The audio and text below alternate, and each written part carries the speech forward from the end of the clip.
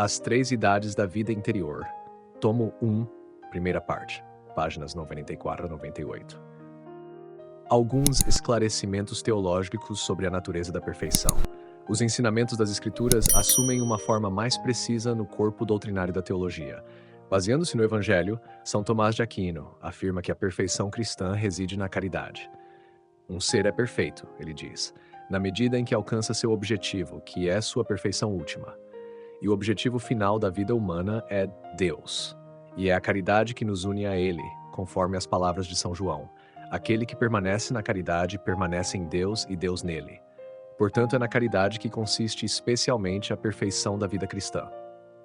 Essa perfeição não pode residir na fé nem na esperança infusas, porque essas virtudes podem existir mesmo em estado de pecado mortal, quando a vontade está desviada de Deus, o último fim do homem. De fato, permanecem na alma como a raiz de uma árvore que foi cortada, mas que pode voltar a viver. Pois nem todo pecado mortal faz perder a fé e a esperança. Apenas um pecado diretamente contrário a essas virtudes tem tal poder. Quando um pecador que ainda crê e espera recupera a caridade, esta revivifica novamente aquelas duas virtudes e faz com que seus atos não sejam apenas úteis, mas também meritórios, direcionando-os a Deus. Notas explicativas. 1. Caridade. No contexto cristão, a caridade é uma das três virtudes teologais, fé, esperança e caridade. Refere-se ao amor altruísta e ao desejo sincero do bem para o próximo, inspirado pelo amor a Deus. 2. São Tomás de Aquino, um dos maiores teólogos e filósofos da Igreja Católica, cuja obra, especialmente a Suma Teológica, moldou grande parte da doutrina cristã ocidental. 3. Virtudes infusas. Refere-se a virtudes que, segundo a teologia católica, são concedidas por Deus diretamente à alma, como a fé, esperança e caridade, em contraste com as virtudes adquiridas através do esforço humano. 4. Pecado mortal. Na doutrina católica, é um pecado grave que resulta na separação da alma de Deus. Contudo, nem todo pecado mortal destrói a fé e a esperança, a menos que seja diretamente contrário a essas virtudes. Por exemplo, apostasia destruiria a fé. Santo Tomás acrescenta em outro lugar: a perfeição consiste principalmente no amor a Deus e, em segundo lugar, no amor ao próximo, que são os objetos dos principais preceitos da lei divina. Apenas de forma secundária podemos colocá-la nos meios ou instrumentos de perfeição, que nos são indicados pelos conselhos evangélicos. A principal evidência do amor a Deus é precisamente o amor ao próximo. Nosso Senhor mesmo disse, e nunca insistiremos o suficiente sobre este ponto: dou-vos um novo mandamento, que vos ameis uns aos outros, como eu vos amei. Nisto conhecerão que sois meus discípulos, se vos amardes mutuamente. Esta é a grande marca do progresso do amor a Deus em nossos corações. Tanto que São João acrescenta: aquele que diz estar na luz e odeia seu irmão, permanece ainda nas trevas. Sabemos que passamos da morte para a vida, porque amamos nossos irmãos. Todo aquele que odeia seu irmão é um homicida. João 3. Mais tarde falaremos dos conselhos de pobreza, castidade e obediência, mas já se pode compreender desde agora que eles estão subordinados à caridade, ao amor a Deus e ao próximo. Queremos, neste momento, insistir em 2 pontos que nos ajudarão a ver a diferença entre a perfeição cristã aqui na Terra e a perfeição no céu. Notas explicativas. Na teologia cristã, referem-se aos votos de pobreza, castidade e obediência, que são recomendados por Cristo nos Evangelhos e frequentemente seguidos por religiosos consagrados. 2. Caridade. No contexto cristão, caridade é sinônimo de amor, tanto a Deus quanto ao próximo. Na teologia, é considerada a maior das virtudes teologais. Perfeição cristã. Refere-se ao estado de vida que busca o amor pleno a Deus e ao próximo.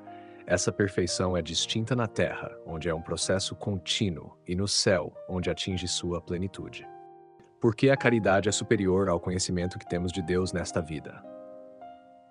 Alguns intelectuais levantam uma objeção à doutrina tradicional, fundamentada nas Escrituras, segundo a qual a perfeição reside especialmente na caridade. A inteligência, dizem, é a principal faculdade do ser humano, a que dirige as demais e a que nos distingue dos animais. Não seria, então, lógico concluir que a perfeição do homem está no conhecimento intelectual que podemos ter de todas as coisas, consideradas em sua origem e em seu fim, e, por conseguinte, no conhecimento de Deus, a regra suprema da vida? Dessa perspectiva, alguém como Bossuet, por exemplo, seria superior a muitos servos de Deus que foram canonizados, mas que não se destacaram particularmente por sua inteligência, como um simples irmão leigo ou São Bento José Labre. Já virtualmente descartamos essa objeção ao notar anteriormente que o conhecimento especulativo e abstrato de Deus pode existir sem estar acompanhado pela retidão da vontade. De fato, uma pessoa pode possuir esse conhecimento, ser inteligente, mas desprovida de coração. Por isso, não poderia ser chamada de homem de boa vontade, no sentido que o Evangelho atribui a essa expressão. Pela mesma razão, a fé infusa pode continuar a existir numa alma que perdeu a caridade e se afastou de Deus. Além disso, já mencionamos com Santo Tomás que nesta vida o amor de Deus é mais excelente do que o conhecimento dele.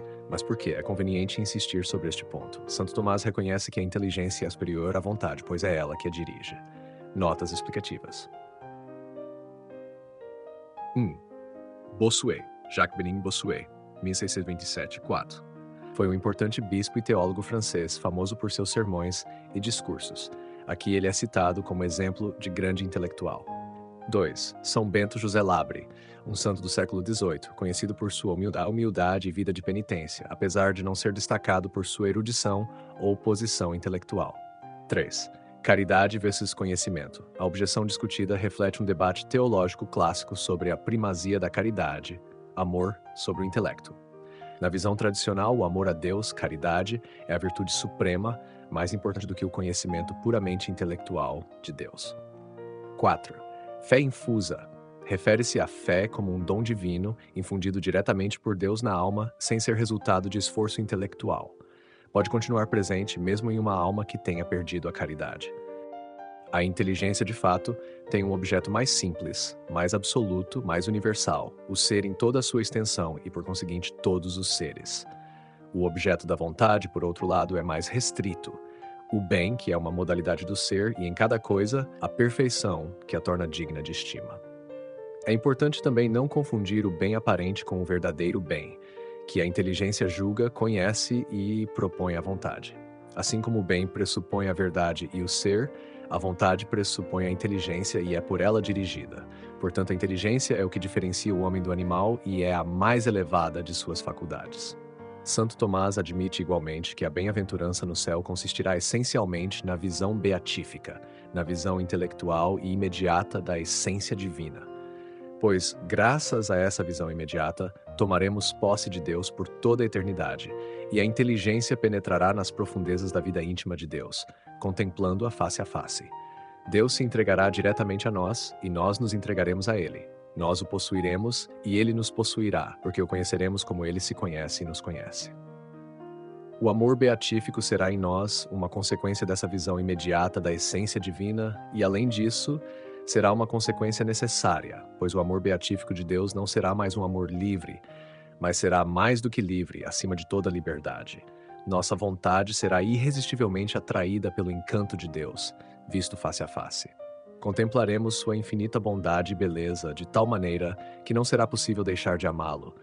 Nem mesmo poderemos encontrar um pretexto para deixarmos de amá-lo, nem por um único instante, com um amor que não será mais limitado pelo tempo, mas pela eternidade participada pelo único instante da imutável duração de Deus, instante que nunca passa. No céu, o amor a Deus e a alegria de sua posse serão consequências necessárias da visão beatífica, que constituirá assim a essência de nossa bem-aventurança. Tudo isso é algo já determinado.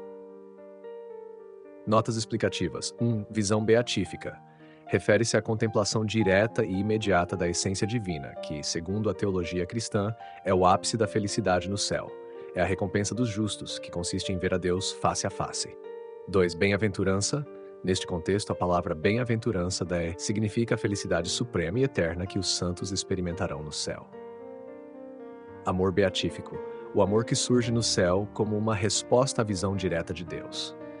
Ele é descrito como mais do que livre, pois a bondade de Deus é tão irresistível que, ao vê-lo, a alma não pode deixar de amá-lo. 4. Eternidade participada. Refere-se ao conceito teológico de que as almas no céu compartilham da eternidade de Deus, vivendo em um estado de perfeição imutável, fora do tempo. É difícil defender com mais convicção do que Santo Tomás a superioridade da inteligência sobre a vontade. tanto em princípio quanto na vida perfeita do céu. Sendo isso verdade, como pode o Santo Doutor afirmar que a perfeição cristã, aqui na Terra, consiste especialmente na caridade, que é uma virtude da vontade, e não na sabedoria ou na contemplação que pertence à inteligência? A essa pergunta, ele dá uma resposta profundíssima, que é importante meditar para a vida espiritual. Ele nos diz, em essência, embora uma faculdade seja por natureza superior à outra, pode acontecer que um ato da segunda seja superior a um da primeira. Por exemplo, a visão é superior à audição. Preferimos ser surdos a sermos cegos. No entanto, ainda que a visão seja superior à audição, ouvir uma sinfonia de Beethoven é mais estimável do que ver um objeto comum. Da mesma forma, embora a inteligência seja, por natureza simplista, superior à vontade que a dirige, aqui na Terra o amor a Deus é mais perfeito do que o conhecimento de Deus. Melior est amor Dei quam cognitio Dei. Portanto, na caridade, no amor de Deus, está a perfeição. E um santo pouco instruído em assuntos teológicos, mas com um grande amor a Deus, é certamente mais perfeito do que um grande teólogo com pouca caridade. Essa observação, que é elementar para qualquer cristão, revela-se com uma breve reflexão como uma verdade muito elevada e preciosa.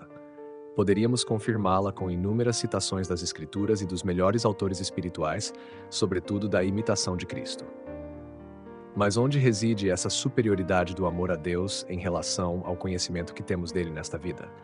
Ela provém, diz Santo Tomás, do fato de que a ação de nossa inteligência ocorre por meio da representação em nós da realidade conhecida, enquanto pelo amor, nossa vontade se dirige ao objeto amado tal como ele é em si mesmo. O bem, objeto da vontade, como afirma o filósofo, está nas coisas, enquanto a verdade está formalmente no espírito.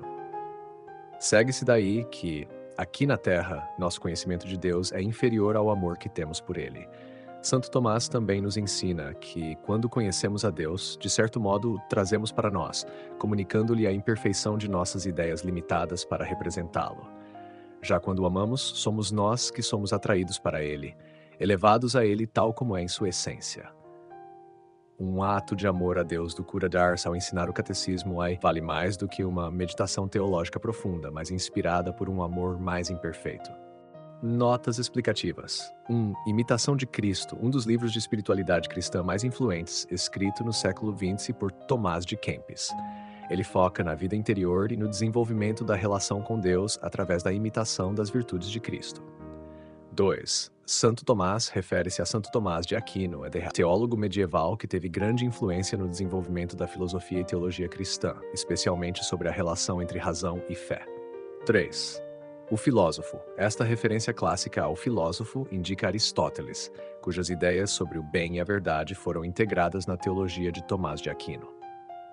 4. Cura d'Ars. Refere-se a São João Maria Vianney, também conhecido como Cura d'Ars, um padre francês do século XIX, famoso por sua piedade, simplicidade e amor a Deus, especialmente no contexto de seu trabalho pastoral, ensinando o catecismo.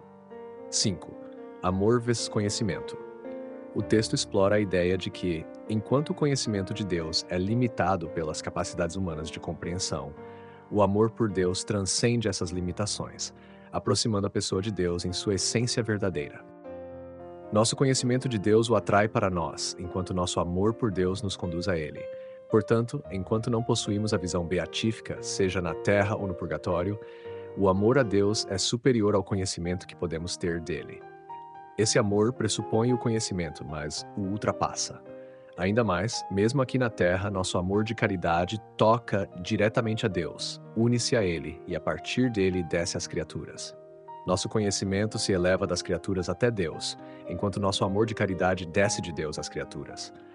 Por fim, em Deus, amamos até aquilo que desconhecemos dele, porque, mesmo sem vê-lo, estamos seguros de que ele é o próprio bem.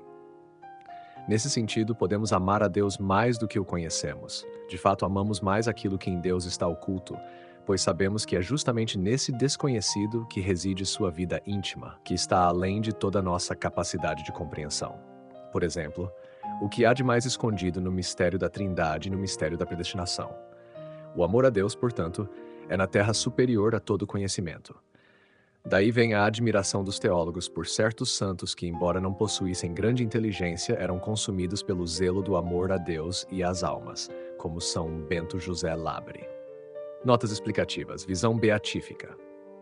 Refere-se à experiência de ver Deus diretamente no céu, o que é considerado a forma mais elevada de felicidade para o ser humano. 2. Caridade. No contexto cristão, refere-se ao amor divino ou o amor altruísta por Deus e pelo próximo. 3. Mistério da Trindade. Um dos principais dogmas do cristianismo, que afirma que Deus é um em 3 pessoas, Pai, Filho e Espírito Santo. 4. Mistério da predestinação. Refere-se ao ensinamento de que Deus, em sua presciência e soberania, sabe desde a eternidade o destino final das almas, embora os seres humanos mantenham a liberdade de escolha. Se precisar de mais alguma coisa, fico à disposição. Este é um caso extremamente interessante, pois nos demonstra a superioridade da caridade sobre a fé e a esperança e também sobre todos os tipos de conhecimento, até mesmo sobre o ato de contemplação que decorre da fé iluminada pelos dons da inteligência e da sabedoria. Esse conhecimento quase experimental de Deus permanece essencialmente obscuro. Não Mei o compreende como ele é em si mesmo e encontra sua satisfação no próprio amor que o inspira. Essas reflexões nos ajudam a entender cada vez mais claramente porque São Paulo disse: a caridade é o vínculo da perfeição, pois nenhuma outra virtude nos une tão intimamente a Deus, e todas as outras virtudes, inspiradas e vivificadas por ela, são ordenadas a Deus, que deve ser amado acima de todas as coisas. Devemos repetir então com toda a tradição: a perfeição da vida cristã consiste especialmente na caridade, e mais especificamente na caridade atuante, que nos une a Deus tanto nos momentos de secura espiritual quanto nos de consolação, e que frutifica em todo tipo de boas obras. Epístola aos Colossenses, 1. Assim, a caridade deve ocupar o primeiro lugar em nossa alma, acima do amor pelo conhecimento ou pelo progresso humano, seja qual for. Se isso acontecer, essa virtude multiplicará nosso vigor intelectual e moral, colocando-os a serviço de Deus e do próximo. O amor de estima, a prígimas, que devemos ter por Deus se tornará mais intenso, e é isso que devemos buscar. Notas explicativas. 1. Caridade. Aqui, caridade se refere ao amor divino ou altruísta, o amor a Deus e ao próximo, considerado a maior das virtudes teológicas no cristianismo. Fé e esperança. As outras 2 virtudes teológicas que, junto com a caridade, formam a base da vida cristã. Fé refere-se à crença em Deus e esperança à confiança nas promessas divinas. Ato de contemplação refere-se à meditação ou reflexão profunda sobre Deus e seus mistérios, um estado de oração que busca uma união espiritual mais profunda. 4. Secura espiritual, um termo usado para descrever momentos em que o fiel não sente consolação ou prazer na prática da fé, mas persiste por devoção. São Paulo, apóstolo Paulo, autor de muitas cartas no Novo Testamento, considerado uma das principais figuras na disseminação do cristianismo. 6. Epístola aos Colossenses, uma das cartas de São Paulo incluída no Novo Testamento, endereçada aos cristãos da cidade de Colossos. Queridos ouvintes, chegamos ao fim deste audiolivro e quero expressar minha profunda gratidão a todos que permaneceram conosco até aqui. Sua dedicação em acompanhar essa obra é um verdadeiro sinal de busca pela sabedoria e pelo crescimento espiritual. Que o conteúdo ouvido possa nutrir sua alma e fortalecer sua fé. Aproveito para convidá-los a explorar as playlists do canal Caminho Católico, onde vocês encontrarão outros tesouros espirituais. São obras que podem acompanhar e iluminar sua jornada, como Castelo Interior de Santa Teresa de Jesus, Confissões de Santo Agostinho, Palavras Bíblicas com o Evangelho comentado por grandes eclesiásticos, Filoteia de São Francisco de Sales, Tratado da Verdadeira Devoção à Santíssima Virgem de São Luís Maria de Montfort, A Imitação de Cristo de Tomás de Kempis e As 3 Idades da Vida Interior do Padre Garrigou Lagrange. Cada uma dessas obras oferece um caminho profundo de reflexão e conversão, e espero que possam encontrar nelas a mesma riqueza espiritual que proporcionaram a tantas gerações. Nosso canal está sempre aberto para quem deseja aprender e crescer na fé. Continue nos acompanhando e compartilhando essa jornada espiritual. Mais uma vez, obrigado por sua presença e que Deus abençoe a todos.